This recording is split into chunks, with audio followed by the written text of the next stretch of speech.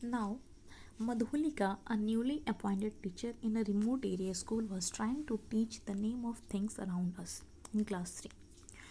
मधुलिका एक नई नई शिक्षिका थी जो कि रिमोट एरिया यानी कि किसी ग्रामीण इलाके बोल सकते हैं, वहाँ पे वो बच्चों को क्लास 3 में थिंग्स अराउंड अस यानी हमारे आसपास की चीज़ों को बढ़ाने की कोशिश कर रही थी. She was using the pictures and helping children with the pronunciation and spelling.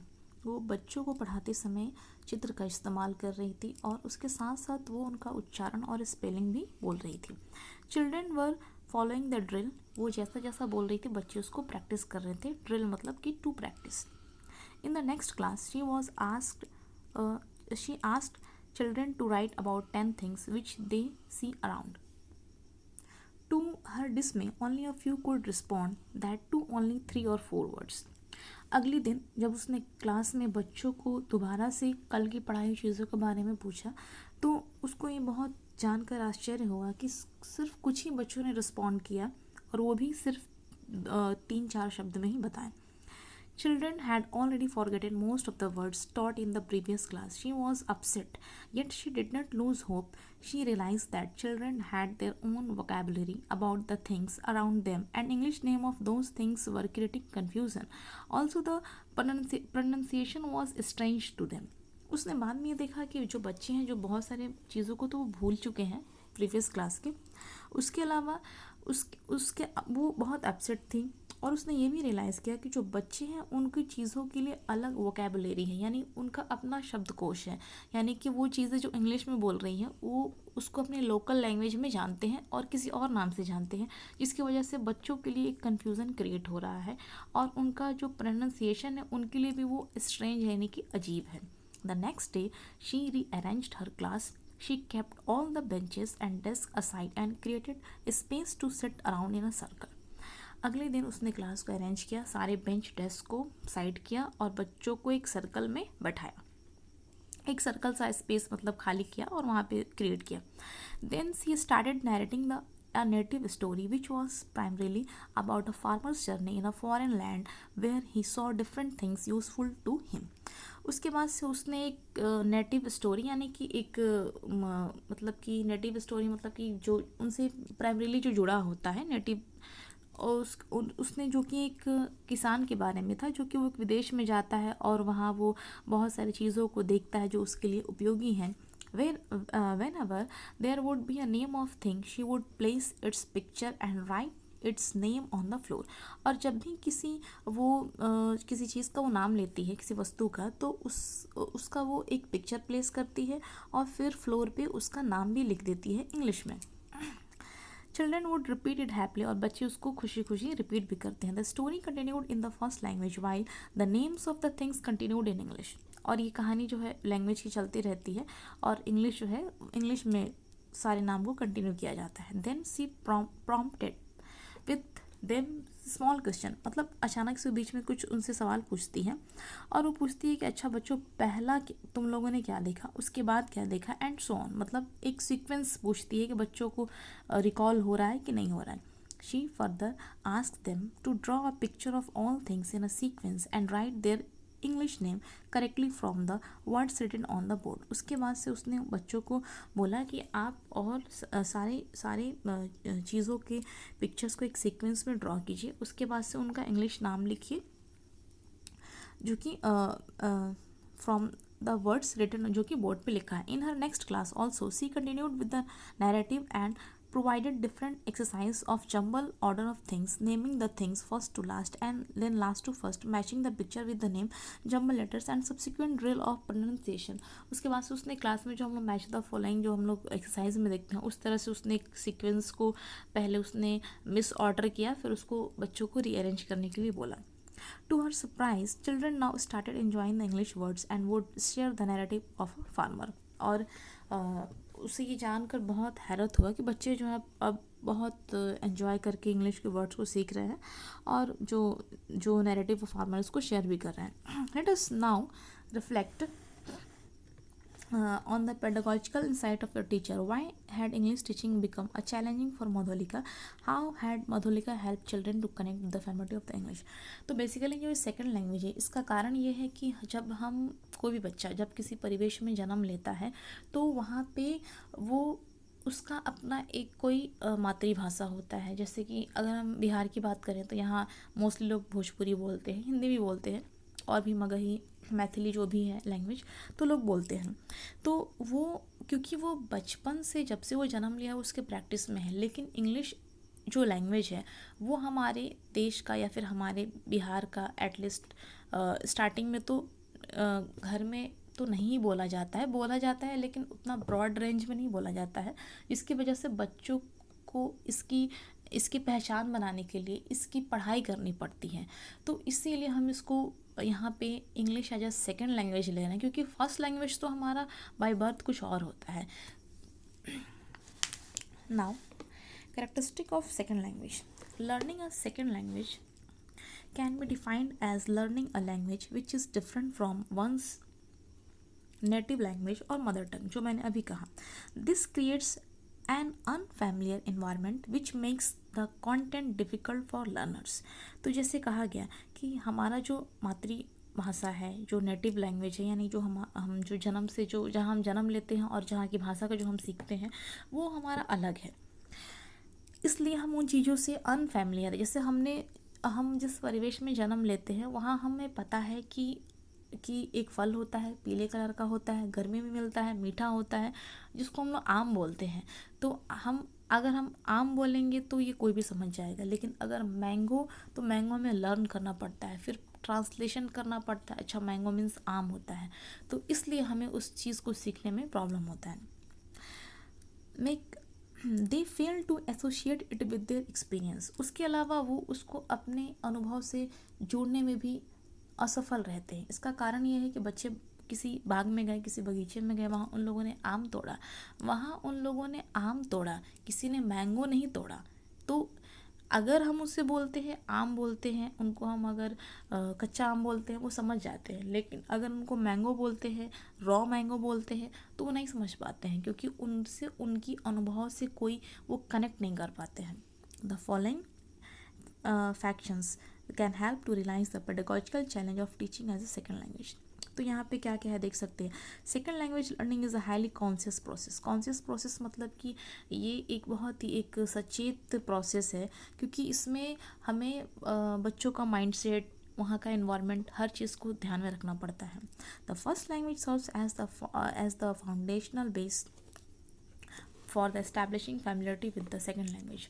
और जो हम लोग जो इंग्लिश में जो मैंगो, आम, ईयर, नोज़ का जो ट्रांसलेशन पढ़ाते हैं, इसका कारण भी यही है कि जो हमारा जो फाउंडेशनल बेस है जो लैंग्वेज का, उससे हम उसकी फैमिलियरिटी यानी कि उससे हम उसकी एक जान पहचान बनाते हैं, जाकि वो कनेक्ट कर पाए कि वो पढ़ क्या रहा है, वो समझ क्या रहा है।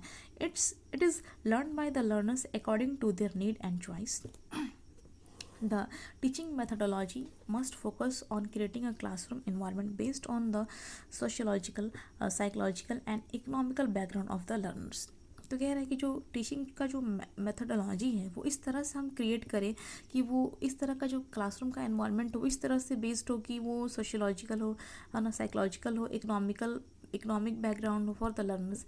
जैसे कि इसका हम एक एग्जांपल दे सकते हैं कि जैसे कि जो प्राइवेट इंस्टीट्यूशन होते हैं और जो गवर्नमेंट इंस्टीट्यूशन होते हैं, तो प्राइवेट में जो बच्चे आते हैं, जो कि मतलब मैं वैसे स्कूल्स की बात कर रही हूँ जहाँ पे मतलब काफ़ी इन्वायरमेंट काफ़ी रिच होता है, तो वहाँ पे बच्चे जो हैं वो एक संपन्न घर से आते हैं, माँ बाप भी पढ़े लिखे होते हैं, तो वहाँ उनको पहले से ही घर में ही कुछ माहौल में माँ बाप भी कुछ इंग्लिश में बोल देते हैं, जिसकी वजह से उन्हें पता होता है। और अगर हम ग्रामीण इलाके की बात करें, जो कि जिससे हमें पढ़ाना है, जिसे हमें आगे बढ़ाना है, जिसके लिए हम काम कर रहे हैं, तो वहाँ हो सकता है कि बच्चे उस चीज़ को घर में कभी सुने ही ना हो, तो हो सकता है कि वो क्लास में पहली बार सुन रहे हों। तो हमें इस बात का भी ध्यान रखना होगा कि बच्चे का जो बैकग्राउंड है वो क्या है, उनका साइकोलॉजिकल इफेक्ट क्या है, सोशियोलॉजिकल इफेक्ट क्या है। तो इस तरह से हमें एक क्लासरूम का एनवायरनमेंट क्रिएट करना है। Next one, it requires a higher need for instructions, conscious effort and pattern practice. इसके अलावा हमें इंस्ट्रक्शन वगैरह भी सब देखना होगा। Insightful improvisation and for the context while focusing on the selective grammatical rules, structural pattern, syntax and other morphological aspects of language is an essential part of its teaching learning paradigm। तो कहने का मतलब है कि किसी भी भाषा का अपना एक ग्रामर होता है तो अगर हम इस लैंग्वेज को सिखा रहे हैं तो साथ ही साथ हमें उनको एक पैरेलल में उसको एक रियल लाइफ से कनेक्ट करने के साथ साथ हमें उस लैंग्वेज का जो स्ट्रक्चर है, बेसिक स्ट्रक्चर है, जैसे कि इंग्लिश की हम बात करते हैं तो वर्ब है, तो किस सब्जेक्ट के साथ किस तरह का वर्ब आएगा, इसके अलावा टेंस है, कहाँ किस तरह का टेंस होगा, पास्ट के साथ कैसा वर्ब लेंगे, प्रेजेंट के साथ कैसा, तो इन सब को भी हमें ध्यान देना होगा। Language learning depends upon the instructional strategy that is used in the classroom while teaching and learning। किसी भी लैंग्वेज को जब हम सीखते हैं तो क्लासरूम का जो इंस्ट्रक्शनल स्ट्रैटेजी है वो बहुत इम्पॉर्टेंट होता है। Teaching methodologies driven by significant theoretical approaches can be effective in classroom depending on the material being presented। तो कह रहे हैं कि जिस हम मेथडोलॉजी को क्लास में यूज़ कर रहे हैं, जिस हम सिग्निफिकेंट थ्योरी को जो भी हम अप्रोच यूज़ कर रहे हैं, अगर हम इसके लिए अगर हम एक कोई मटेरियल प्रेजेंट करते हैं, the goal of lesson targeted students and teaching strategies, तो हमें जो भी मटेरियल प्रेजेंट करना है उसको हमें लेसन्स के गोल्स को, टारगेट स्टूडेंट यानी किस स्टूडेंट को हम पढ़ा रहे हैं और किस टीचिंग स्ट्रैटेजी को हम ले रहे हैं, इन सब का हमें एक अप्रोच देखना पड़ेगा और ये बहुत ही एक सिग्निफिकेंट रोल प्ले करते हैं। The way Madhulika improvised the context and made her lesson approachable for her class made the English classes interesting for children। जिस तरह से मधुलिका के केस में हम लोगों ने देखा, तो यहाँ पे जो टारगेट स्टूडेंट है, इसका कहने का मतलब है कि हमें अपनी जो मेथडोलॉजी यूज़ करनी है, तो अगर हमें देखना है कि हम किस क्लास के बच्चे को पढ़ा रहे हैं, जैसे अगर हम इंग्लिश ही सिखा रहे हैं तो क्लास 1 है, तो वहाँ हमें जो अपनी जो मेथड्स हैं उसको और बेसिक करने की ज़रूरत है as compare to class 5। She knitted the background cover along with the learning outcome of her lesson that children could associate with the vocabulary needed to describe the life around them with an interesting narrative, subsequently catching on with English expression as well। जैसे कि उसने एक background को बुना और उसने उसका एक लर्निंग आउटकम भी निकाला, उसके अलावा उसने जो वोकेबलरी जो उसने प्रेजेंट किया उसको उसने रियल लाइफ से कनेक्ट किया, और उसके अलावा सबसे इम्पॉर्टेंट है कि जो एक्सप्रेशंस है, यानी कि ये एक्सप्रेशंस जो है ये टीचर क्लासरूम में एक्सप्रेशंस भी बच्चों को बहुत मतलब कहते हैं कि किसी चीज़ को जितना पढ़ के नहीं याद रहता उतना देख के याद रहता है, तो एक्सप्रेशंस को भी हम इसमें इंक्लूड कर सकते हैं अपने मेथडोलॉजी में। Now, learning a language requires the mutual effort of both teacher and the learner। ये बहुत इंपॉर्टेंट चीज़ है। अगर सिर्फ टीचर ही मेहनत करेगा, अगर बच्चे कुछ नहीं मेहनत कर रहे हैं, तो भी हमारा जो लर्निंग आउटकम है वो नहीं निकल पाएगा। Insightful strategies catering to the need of learners can reduce the emotional gap of learning an unfamiliar second language. Hence, for an effective teaching learning process, general principles of learning a language have been designed on the basis of general experiences, tradition and research by the language experts through their careful and intense study। तो कहने का मतलब है कि जो हम जो एक इफ़ेक्टिव टीचिंग लर्निंग प्रोसेस हो, इसके लिए बहुत सारे रिसर्च किए गए हैं एक्सपर्ट्स के द्वारा, और एक बहुत ही केयरफुल एक इंटेंस स्टडी के बाद से एक प्रिंसिपल को, एक मेथडोलॉजी को हम जो ट्रेनी है हमें हमारे सामने हमारे कोर्स में, हमारे सिलेबस में डाला गया है। गुड ऑब्जर्वेशन एंड एक्सपेरिमेंटेशन, यानी कि सब कुछ देख करके। This principles are simple in nature and are of great help and importance of both teacher and learners. The principle of teaching English as a second language, तो जो second language है इसकी प्रिंसिपल क्या क्या सिद्धांत हैं, तो एक नंबर जो कि बहुत सारे ऑब्जर्वेशन, एक्सपेरिमेंटेशन और इंटेंस स्टडी के बाद से निकाला गया है। तो जो फर्स्ट वन है प्रिंसिपल ऑफ हैबिट फॉर्मेशन, यानी कि अगर आप किसी भी सेकंड लैंग्वेज को अगर आप सीख रहे हैं तो आपका पहला होना चाहिए कि आपकी एक हैबिट हो, यानी कि आप जैसे कि अगर हम मन में बहुत सारी चीज़ थॉट रखते हैं तो आप आप अपने मन में एक चीज़ रखिए कि मैं जो भी थॉट करूँगी या फिर मैं अपने आप से जो भी बातें करूँगा या करूँगी तो वो इंग्लिश में करूँगी, क्योंकि उस समय वो चीज़ आप किसी को बोलने नहीं जा रहे हैं, सामने वाला सुन नहीं रहा है, आपको वहाँ कोई इंसल्ट वाली बात नहीं है। तो इस तरह की एक हैबिट फॉर्मेशन होनी चाहिए। Learning a language involves forming certain habits. The exposure of second language is limited to the classroom experience of the child. Hence, the classroom pedagogy must reflect on establishing associated expression expressions as a meaningful behavioral context for children. तो क्योंकि कह रहा है कि जो second language है इसका जो एक्सपोज़र है वो लिमिटेड है। लिमिटेड कहने का मतलब ये है कि बच्चा जो है इंग्लिश की क्लास एक पीरियड होती है, उसके बाद से दूसरा बेल है, वो अपने दोस्तों से हिंदी में बात करता है, घर जाता है मदर टंग यूज़ करता है, बाज़ार जाता है मदर टंग यूज़ करता है।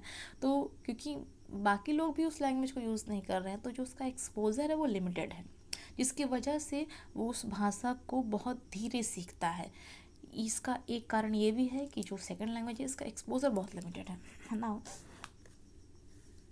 As a meaningful behaviour context the simple strategies of action song routine instruction, तो इसका हम इसको एक्सपोज़र इसको हम एक्सपैंड करने के लिए, एनहेंस करने के लिए क्या कर सकते हैं कि एक्शन सॉन्ग्स यानी किसी चीज़ को हम गाएं और गा करके किसी एक्शन को, किसी कार्य को हम गाएं और उसको इंग्लिश में गा के बताएं।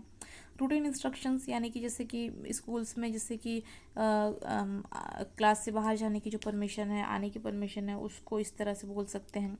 कॉन्टेक्चुअल ड्रिल यानी कि वो उसको प्रैक्टिस करे बार बार, जो भी चीज़ें हैं उसको क्लास में जो भी सब्जेक्ट है उसका मीनिंग वगैरह बार बार प्रैक्टिस कराया जाए। Role play can help children being familiar with the common pattern of expression and their functionality. Nikhat, the English teacher, would always come to the class and being her class with the following warm-up exercise. Straight sit, यानी सीधा बैठ जाओ, clap, clap, clap. Smiling face, clap, clap, clap. These expressions were so familiar to this that even outside the class, children would smile and shout, smiling face, clap, clap, clap, and she would respond, walk straight, be brave, etc. According to the given situation, her success was her careful consideration for helping children associate their behavior with the vocabulary and expression for the English language. ठीक है? Now the second one is principle of naturalness. Naturalness कहने का मतलब है कि वो जो पढ़ाई है वो एक मतलब कि वो आपके अंदर एक खून में उतरना चाहिए। ऐसा नहीं है कि पढ़ रहे हैं एज अ सब्जेक्ट पढ़ रहे हैं, एक बोझ के जैसा पढ़ रहे हैं। Language is learn in a natural way. Natural order of learning is listening, speaking, reading and writing. तो किसी भी लैंग्वेज को सीखने का जो नेचुरल ऑर्डर है वो होता है लिसनिंग, सुनना, बोलना, पढ़ना और लिखना। Listening is the basis of learning is language. और सबसे इम्पॉर्टेंट क्या है? सुनना। Simple to complex, easy to tough and so listening to writing is a stage should be followed in the case of. तो पहले हम सुने फिर उसके बाद से हम लिखने के स्टेज पे जाएं। तो नेचुरलनेस यानी कि जो सीखने की जो प्रोसेस है वो इस ऑर्डर को फॉलो होना चाहिए, यानी कि listening, speaking, reading and writing, LSRW।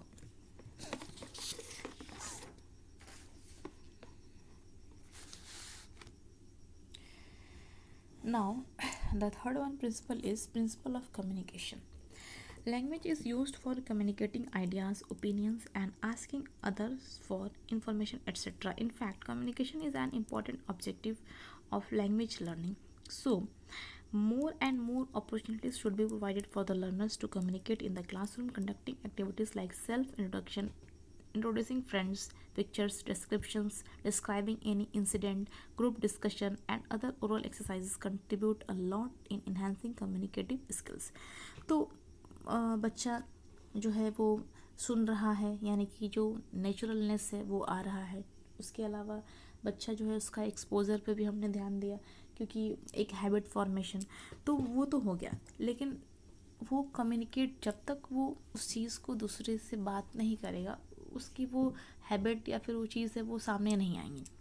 तो हमें इस तरह का इन्वायरमेंट बनाना है जिसकी वजह से अपना, जैसे कि अपना इंट्रोडक्शन वो इंग्लिश में दे, दोस्तों से इंग्लिश में इंट्रोड्यूस करे, है ना, पिक्चर्स का डिस्क्रिप्शन दे, उसको डिस्क्राइब करे किसी इंसिडेंट को, जैसे कि वो जिससे हम इंग्लिश पढ़ा रहे हैं, हम किसी बच्चे को बोलें कि बच्चा तुमने लंच में क्या क्या किया, इसको इंग्लिश में बोल कर बताओ।